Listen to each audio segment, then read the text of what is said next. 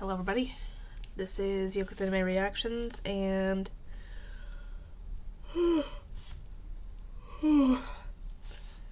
this is going to be my review for The World's Finest Assassin, Episode 6. I've got up to Episode 7 recorded, so I think Episode 7? Yeah, I recorded up to Episode 7, so I should have 5 episodes left. Anyway, we get introduced to Maha, who is one of the girls from the first episode that we saw before it showed a future episode, essentially. And yeah, she was one of them.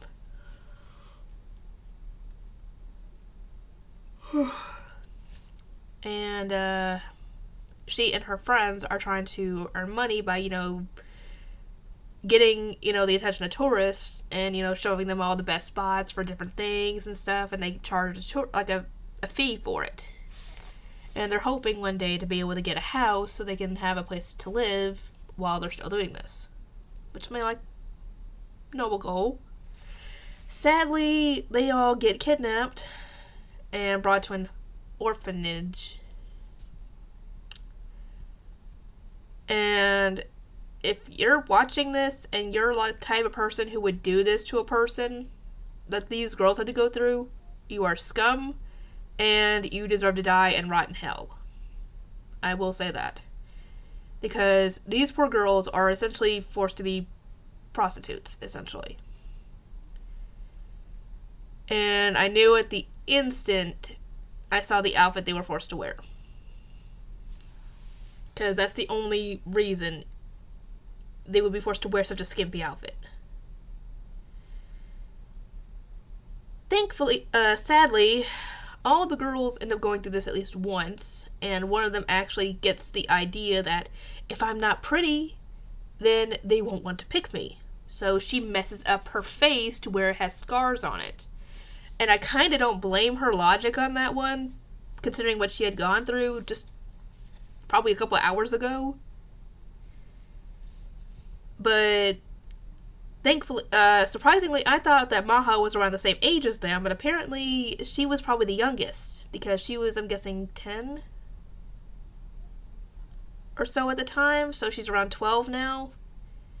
So the guys in charge feel like it's time for her to start earning customers.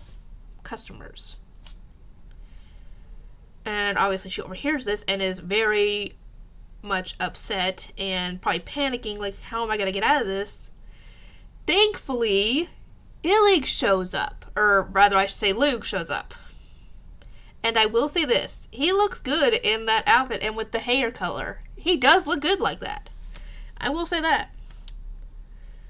And he ends up buying Maha for, what, more than double the price he probably would have paid for one of the others.